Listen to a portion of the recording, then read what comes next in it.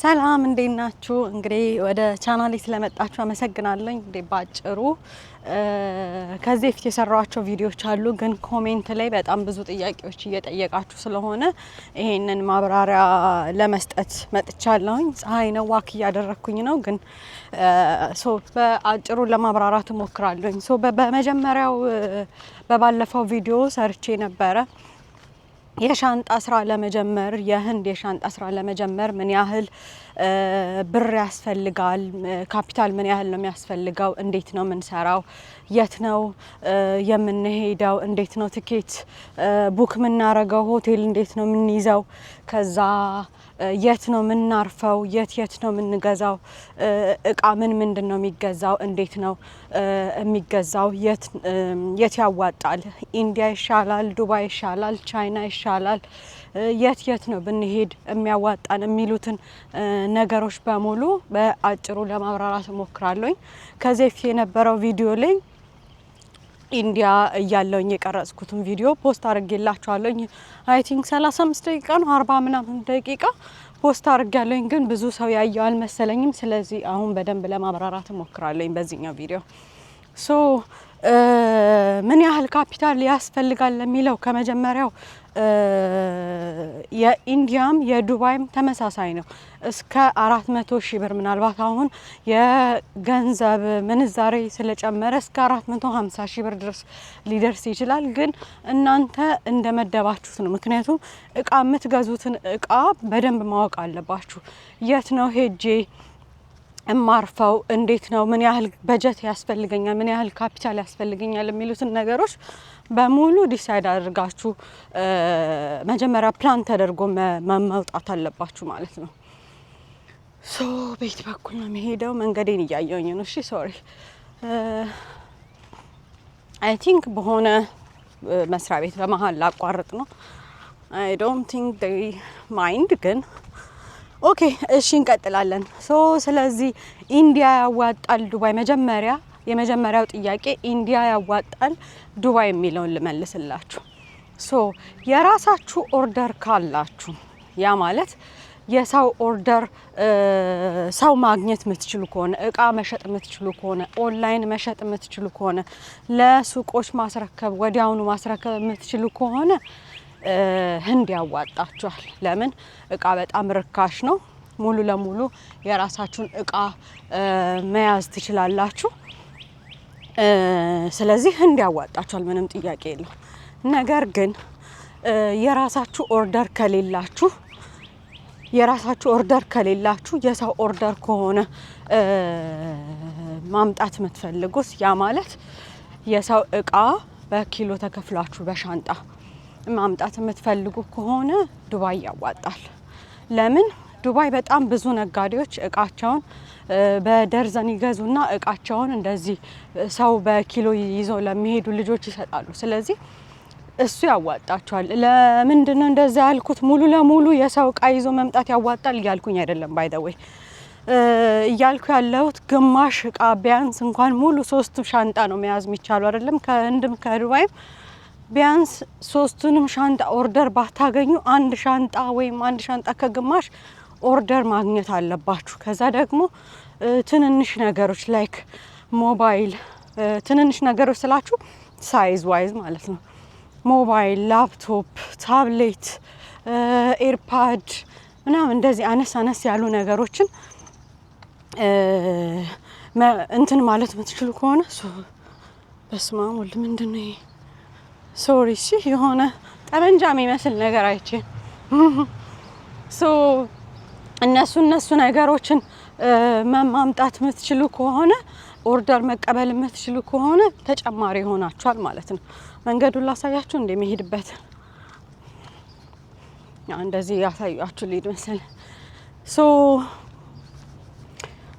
ፀሐይ አደከመችኝ። በጣም ነው የሚሞቀው። ስንት እንደሆነ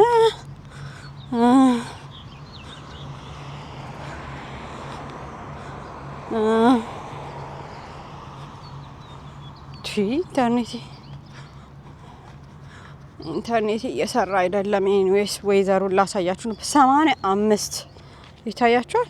አረ ነው እንደሚታያችሁ አላውቅም 85 ይት 85 ዲግሪ ፋራናይት ሰኒ ነው። ከዛ ደግሞ በጣም በጣም ይሞቃል።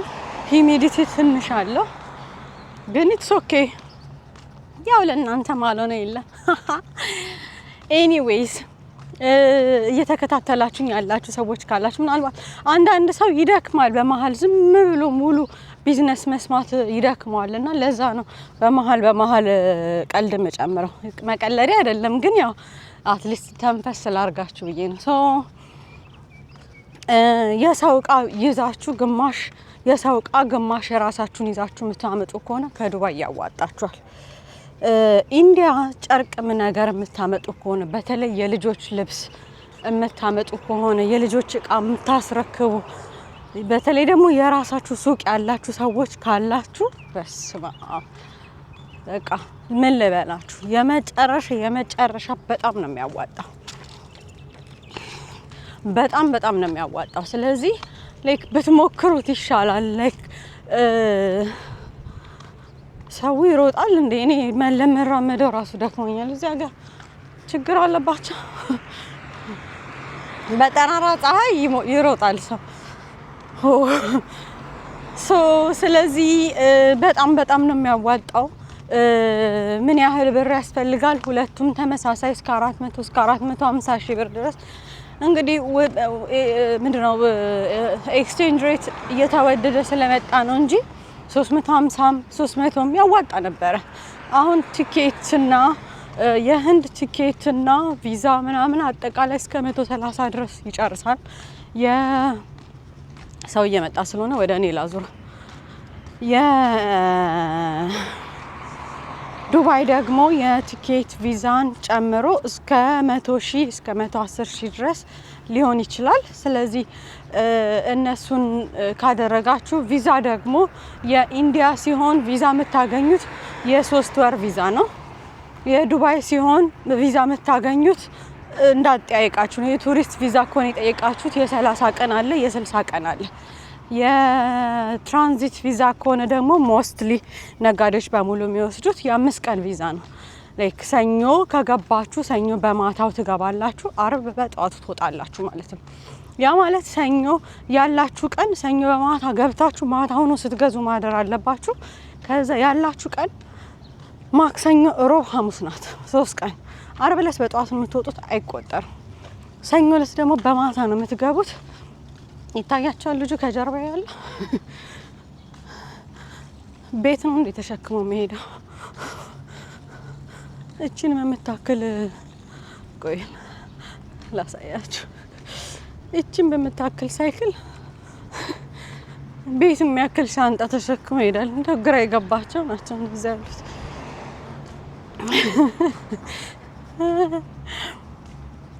ኦኬ እሺ እንቀጥል። ትራንዚት ቪዛ ነው የሚሰጣችሁ የዱባይ ሲሆን የ5 ቀን የትራንዚት ቪዛ። ከዛን በሱ 5 ቀን ውስጥ የምትሄዱበትን ቦታ ማወቅ አለባችሁ። ብቻችሁን የምትሄዱ ሰዎች በቻላችሁ መጠን 2-3 ሆናችሁ፣ ከዛ ደግሞ በመሀላችሁ አንድ ነቃ ያለ ሰው ቢኖር በጣም ተመራጭ ነው። ለምን ማፕ ማንበብ አለባችሁ። ሰው አይተባበርም። እዛ ስትደርሱ ሰው እንደምትፈልጉት እንትን አይላችሁም። ሶሪ እጄን ደከመኝ ልቀይር። ሰው አይተባበራችሁም። ስለዚህ ላይክ ግዴታ እንትን የሚላችሁ ሰው መኖር አለበት፣ የሚያሳያችሁ ሰው መኖር አለበት። የሚያሳያችሁ ሰው ከሌለ ደግሞ በራሳችሁ ደግሞ ኤክስፕሎር ማድረግ መቻል አለባችሁ። እኛ ሰው ይዘን እንሄድ ነበረ፣ ኢንዲያም ዱባይም ሰው አንድ ላይ ሆነን ተሰብስበን ይዘን እንሄድ ነበረ። አሁን እኔ ከአገር ወጥቻለሁኝ፣ ጓደኛዬም ቢዚ ሆነ። እስቲ የሚሰራ ከሆነ ድጋሚ ለማስጀመር አትሊስት ዱባይን ለማስጀመር እየሞከርን ነው። ግን እስካሁን ድረስ ምንም ኒውስ የለም። ወደ እቃችን እንሂድ። ምን እቃዎች ያዋጣሉ ደግሞ? ኢንዲያ ሲሆን ጨርቅ ነገር ልብስ፣ ከዛ ደግሞ የቶንዶስ ምናምን የጺም መላጫ፣ የሴቶች ፓይስትራ በጣም እርካሽ ነው። እነሱ ነገሮች በጣም ያዋጣሉ።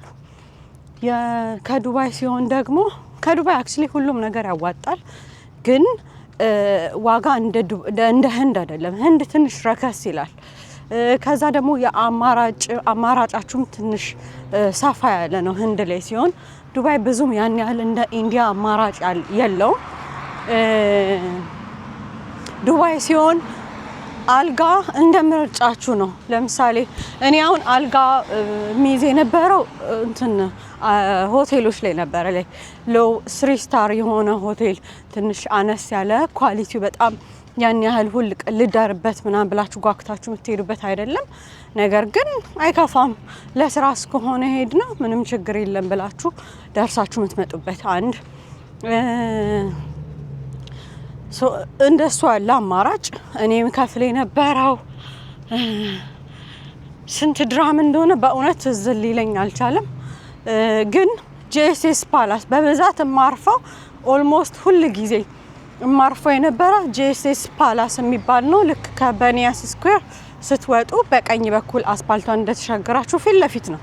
ለሁሉ ቦታ ለሜትሮ ላይክ ትንሽ 1 ደቂቃ ነው ሜትሮ ገብታችሁ የፈለጋችሁበት ቦታ ብትሄዱ፣ ባስ ለመያዝም ሁሉ ነገር አማካኝ የሆነ ቦታ ነው። ከዛ ደግሞ ትንሽ ገንዘብ ሲኖረኝ ደግሞ ሀያት ፕሌስ አርፋለሁ። እሱም ቀጥታ አንደኛው 2 ናቸው። አንደኛው እዛው ከበኒያስ ስኩዌር ስትወጡ ፊት ለፊት ያለ ምድረው ከለሩ ኦሬንጅ ልክ እንደዚህ አይነት ህንፃ ኦሬንጅ ነው። አንደኛው ደግሞ ማርፈበት የነበረው ዩኒየን ጋር ያለ ከዩኒየን ስቴሽን ወጥታችሁ ወደ አልጉሪር እዛ መስቀለኛው መንገዱን ተሻግሮ ሲሆን ሳይሻገር ያለ ሆቴል ነው። ሀያት ፕሌስ ቼክ ብታረጉት ማፕ ላይ ታገኙታላችሁ። ሁለቱ ጋር ነበረ ማርፈው። ከጄኤስኤስ ካላረፍኩኝ እነሱ ጋር ከሁለት አንዱ እነሱ ጋር ነኝ። እነሱ ጋር ካላረፍኩ ጓደኞቼ ጋር ነኝ ማለት ነው። ከነዚህ ውጪ ነጋዴ በብዛት የት ያርፋል ለምትሉኝ ደግሞ አበሾች አሉ። እዛ የሚኖሩ ሀበሾች ቤቶችን ተከራይተው መንገድ ልሻከር ነው፣ ግራና ቀኝ ማየት አለብኝ። ቤቶችን ተሻግረው አልኩኝ፣ እንዳጋጩኝ። ቤቶችን ተከራይተው ትልልቅ ቤቶች ማለት ነው። አፓርትመንት በጣም ትልቅ ነው፣ ፎቅ ዊምፒ የሚባል ቦታ ላይ ለማታውቁ ሰዎች ነው። ለምታውቁ ሰዎች ይሄንን አሳልፉት። በቃ የምታውቁ ሰዎች ይሄንማ እናውቀዋለን ምናምን። ለማያውቁ ሰዎች እኔ ዊምፒ ከነመፈጠሩ አላውቀውም ነበር። ስለዚህ የምታውቁ ሰዎች ከፈለጋችሁ ቪዲዮን አለማየት ትችላላችሁ። ለማያውቁ ሰዎች ግን ለመሄድ ያሰቡ ሰዎች ይጠቅማቸዋል። ሼር አድርጎላቸው። ዊምፒ የሚባል ቦታ ጋር ሀበሾች አሉ። ቤት ሀበሾችም ከዛ ሌሎችም አሉ፣ ያከራያሉ። ምን ያህል 50 ድርሃም 40 ድርሃም የምትከራዩት ምንድነው? አልጋ ነው። አንድ ክፍል ውስጥ 6 አልጋ ሊኖር ይችላል። አንድ ክፍል ውስጥ 8 አልጋ ሊኖር ይችላል። ስለዚህ እሱን ትከራያላችሁ። እያየሁኝ ያለሁትን ቪው ላሳያችሁ እንዴት እንደሚያምር እዩት። እዚህ ጋራ ሌላ አንድ ላሳያችሁ። እዚህ ጋራ የአበሻ አይ ቲንክ የኢትዮጵያ ባንዲራ አለ እና አበሾች እየገዙት ነው። የኢትዮጵያ ኦርቶዶክስ ቤተክርስቲያን እየገዛችሁ ነው ይሄንን የሚባል ነገር ሰምቻለሁ። እንግዲህ እዚህ አሜሪካ ያላችሁ የኔን ዩቲዩብ የምታዩ እስቲ ይሄ ኢንፎርሜሽን ትክክል ነው ወይ የሚለውን እንደገና ምን ቤተክርስቲያን ነው የሚከፈተው፣ መቼ ነው የሚከፈተው የሚለው መረጃ ያላችሁ ሰዎች ፕሊስ ጻፉልን። ቆንጆ ቦታ ላይ ነው ያለው፣ ፓርኪንግ ምናምን አለ፣ በጣም ቆንጆ። ይሄ አሁን ሰፈራችን ውስጥ ያለ እንትን ነው፣ ፓርክ ነው። በቃ ወጣችሁ ዋክ ማድረግ ምናምን በጣም ደስ ይላል። እኔ ቤት ውስጥ ቁጭ ብዬ ቪዲዮ ከምቀርጽ እዚህ ወጥቼ ዋክ እያደረኩኝ በዛው ለእናንተም እያሳየዋችሁ ልቅረጽ ብዬ ነው። እንግዲህ ወይኔ ጤንዚዛ መጣ። ጤንዚዛ በጣም ነው የምፈራው። ባይዘው እዚህ ጋራ ብዙ ጤንዚዛዎች አሉ። የጤንዚዛ ቤትም አለ እና እዚህ ጋር ያምራል። ቦታዎቹ ምናምን ለፎቶ በጣም ያምራሉ። ወደ ስራችን ስንቀጥል እና እነዛ ቤቶች የሀበሻ ቤቶች ናቸው። 50 ድርሃም 40 ድርሃም ነው የሚከራዩት። ያ ማለት አባዙታላችሁ በየጊዜው ኤክስቼንጅ ሬት ስለሚቀያየር ለመናገር ይከብዳል። አባዙት ምን ያህል ነው 50 ድራም ምናምን ጸጉሬ መንጨባረሩ አትዩት እሺ በእናታችሁ ንፋስ አለ ትንሽ ንፋስ አለ ጸጉሬ እንዲህ ስመልሰው እንዲህ ይመለሳል የተሰባበረው ነው የሚመጣው ምንም ላረጋው አልችልም ልለጥፈው አልችልም ምንም መንገድ ስለዚህ በቃ ጸጉሬን አትዩት እሺ ጎበዞች ሰው እንደዛ ነው የሚያድረው ከዛን እዛ ስታድሩ 8 አልጋ ሊኖር ይችላል 6 አልጋ ሊኖር ይችላል 4 አልጋ ሊኖር ይችላል እንደየ እድላችሁ ነው ከዛ ተሰብስባችሁ ብትሄዱ ጥቅሙ አንድ ላይ ታርፋላችሁ ግን ሜጀር ፓርት መጠንቀቅ ያለባችሁ ፓርት ልንገራችሁ እዛ ሲታረፍ ብር ገንዘብ ያለበት ቦርሳችሁን መጠንቀቅ ያለባችሁ ነገሮች አክቹሊ ይሄንን ነገር እንደ አንድ ቪዲዮ አርጌ ሰራዋለሁ ለምን ብዙ እንትኖች ስላሉ ግን መጠንቀቅ ያለባችሁ ነገር ምንድነው ገንዘብ ያለበትን ቦርሳችሁን አቅፋችሁት ነው የምትተኙት አቅፋችሁት ልንገራችሁ ሻወር ስትገቡ ብሩን ይዛችሁት ነው ሻወር መግባት ያለባችሁ እሺ ወደ ሆቴላችሁ ስትመለሱ ወደ አልጋ ቦታችሁ ስትመለሱ እኩል ነው መመለስ ያለባችሁ አንድ ሰው ቀድሞ you never know ሌቦች አሉ ምንም ጥያቄ የለው ልትሰረቁ ትችላላችሁ ምንም ጥያቄ የለው አይናችሁን like everywhere በደንብ ኮንትሮል ሰው ተኝተው ገንዘብ የጠፋባቸው አሉ ሻወር በገቡ ሰዓት ገንዘብ የጠፋባቸው አሉ ስለዚህ በጣም ብዙ ነገር ስላለ ፕሊዝ ጋይስ በቻላችሁ መጠን ቴክ ኬር እኔ አሁን እየደከመኝ ስለሆነ እንጂ በጣም ብዙ ማስጠንቀቂያዎች ለምትሄዱ ሰዎች ማስጠንቀቂያዎች በጣም ብዙ ማስጠንቀቂያዎች አሉኝ ሌላው አንደኛው ማስጠንቀቂያ እዚህ ሆቴል አንድ ላይ የጋራ መኝታ ውስጥ ለምታርፉ ሰዎች እዛ ስታርፉ ሰው የሚመክራችሁን ነገር አትስሙ በተለይ እቃ ልትገዙ ስትሄዱ እቃ ለመግዛት ዲሳይድ ማድረግ ያለባችሁ ከሰው ጋር ተመካክራችሁ ሳይሆን ከራሳችሁ ጭንቅላት ጋር ተመካክራችሁ ይሄንን እቃ ልግዛው አልግዛው ነው ማለት ያለባችሁ እንጂ ማንንም ሰው ማማከር የለባችሁ ምን እንደሚያደርጉ ልንገራችሁ እቃ ልትገዙ ስትሉ እሱ እኮ አያምርም አረ ይሄ ነገር አይሸጥም ይሄ አያዋጣም እንዲያረግም እንዲ ነው እንደዛ ነው አያስፈልግም ይሄንን መግዛት ምናምን ይሏችሁና እናንተ የመጨረሻው ቀን ድረስ ብዙ እቃ እንዳትገዙ ያረጋችኋል ከዛ ምንድነው ፓኒክ እንድታረጉ ያረጋችኋል ከዛ በኋላ ልክ እናንተን እቃ ሳያስገዛችሁ ባዶ እጃችሁ ምናምን ያረጋችሁና ከዛም በኋላ ልክ የመጨረሻ አንድ ቀን ሁለት ቀን ሲቀር የሚጨበጠው ነው የምታጡት ከዛም በኋላ ምን ታረጋላችሁ እናንተ አማራጭ ስለሌላችሁ መጨረሻ ቀን አጉል ዲሲሽን ዲሳይድ ታረጋላችሁ ለምን ጭንቅላታችሁ በዚህ በኩል እየተበጠበጠ ነው በዚህ በኩል ደግሞ በስነ ስርዓት ማሰብ አይችልም ቀኑ አለቀብኝ ልሄድ ነው ምናምን ልከስር ነው በቃ ከሰርሻለ ብዙ ነገር ጭንቅላታችሁ ውስጥ ራን ሲያደርግ ዲሳይድ ማድረግ አትችሉ ማለት ነው ቤተሰቦች እየመጡ ነው በሳይክል እነሱን ልቅረጻቸው አይ ቲንክ ያቻ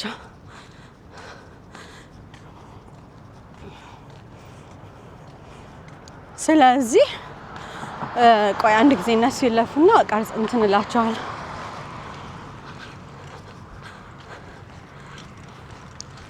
ሃይ ደስ ሲሉ እናት አባት ሁለት ወንዶች እና ጭጮች አንድ ላይ እንትን እያሉ እየነዱ ሳይክላቸውን ሄዱ መመክራችሁ ነገር ምንድነው ዲሳይድ ለማድረግ ከራሳችሁ ጋር ብቻ ነው መመካከር ያለባችሁ ለምን ሰው አይ ዶንት ኖ ብልጥነት አይደለም ይሄ ግን በጣም ተንኮለኛ ነው ብዙ ሰው ተንኮለኛ ነው እናንተ ልክ እቃ ሳትይዙ ያስቀሯችሁና መጨረሻ ቀን እቃችሁን ቼክ ስታደርጉት እንኳን አይደለም 3 ሻንጣ አንድ ሻንጣ በስነ ስርዓት አይሞላም ከዛ ምን ያረጋችኋል እነሱ የራሳቸውን እቃ በኪሎ ከፍለው ለእናንተ ያስይዟቸዋል ማለት ነው ይሄ አሁን እኔ እንደቀልድ አይ ቲንክ በዛኛው ሳይድ ሊድ በዚህ ሳይድ በጣም ፀሐይ ነው ጥላው ለምን አልሄድ አያያ ይሄ ላይክ እኔ ፈጥሬ እያወራሁኝ አይደለም እሺ የብዙ ሰው ታሪክ ለዚህ መጠንቀቅ ያለባችሁ ነገር ነው አሁን ዴፊኒትሊ ሌላ ሀሳብ መጣልኝ። አሁን ለምን እንደዚህ በአጭሩ ለምን ስለዚህ መጠንቀቅ ያለባችሁ ነገሮች ቪዲዮ መስራት አለብኝ። ስለዚህ አይ ቲንክ ቪዲዮ ሰራለኝ። ሰው በደንብ ኖቲስ የማያደርገውን ያለቀው ሰው መንቃት አለበት። ከዛ መጨረሻ ላይ ምን ያደርጓቸዋል? የእነሱ እቃ ብዙ ይሆንና እናንተ ትንሽ እቃ ነው ያላችሁ። ከዛ ያዙልኝ በቃ ባዶ እጅሽን ከምትሆኚ የኔን ያዥልኝ እና በኪሎ ከፍልሻለሁ ምናምን። ከዛ ምንም አማራጭ የላችሁም። እጃችሁ ላይ እቃ ስለሌላችሁ ምንም አማራጭ ስለሌላችሁ ትይዛላችሁ ለነሱ እቃ። ግን ደስተኞች ናችሁ አይደላችሁም። ግን ገንዘባችሁን ሙሉ ለሙሉ መልሳችሁ ስላልመለሳችሁት ለምን መጀመሪያ እቃ ስትገዙ ዲሳይድ እያደረጋችሁ ያላችሁት በራሳችሁ አይምሮ አይደለም፣ በሰው አይምሮ ነው። እነሱ አታርጉ ሲሏችሁ እናንተ ማድረግ ያለባችሁ ውስጣችሁ እኔ ውስጤ ማድረግ እፈልጋለሁ ይሄንን ወይንስ አልፈልግም የሚለውን ፓርት ነው። ስለዚህ ብዙ መጠንቀቅ ከገንዘብ ከምን ውጪ መጠንቀቅ ያለብን ነገሮች በጣም ብዙ አሉ። ስለ ዱባይ እንኳን በጣም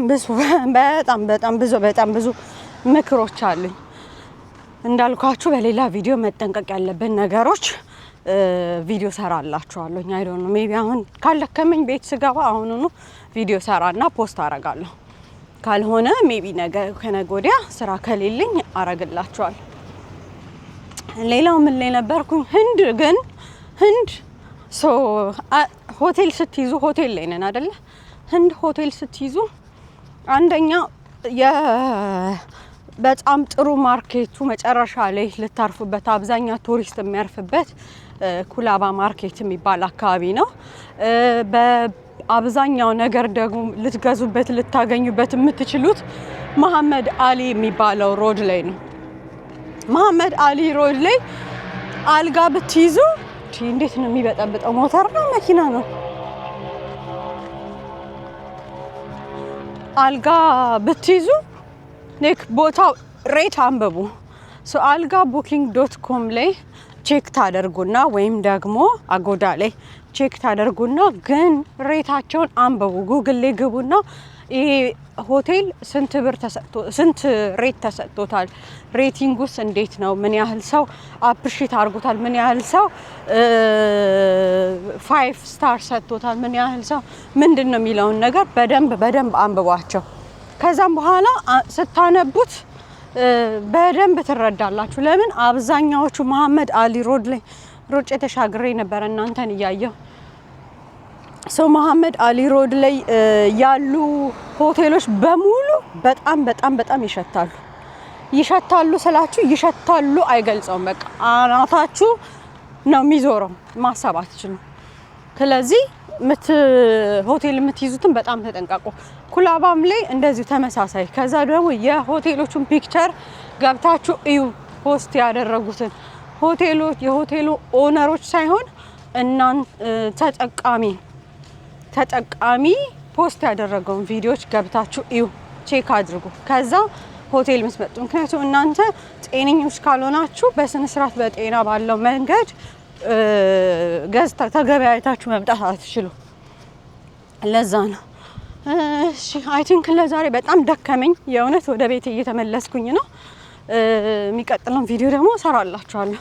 እሺ እቀጥላለሁ። ካቆምኩበት ነው የምቀጥለው፣ ካቆምኩበት። ስለዚህ በሚቀጥለው ቪዲዮ ምን እቃዎች መግዛት አለብን የሚሉት መጀመሪያ ላይ ደግሞ የጠየኳቸውን ጥያቄዎች በሙሉ ሰራለሁኝ። የዚህ ቪዲዮ ምላሻችሁን እጠብቃለሁ። እንድሰራ የምትፈልጉት ነገር ካለ ኮሜንት ላይ ጻፉልኝ። ቴንክ ዩ ቻው።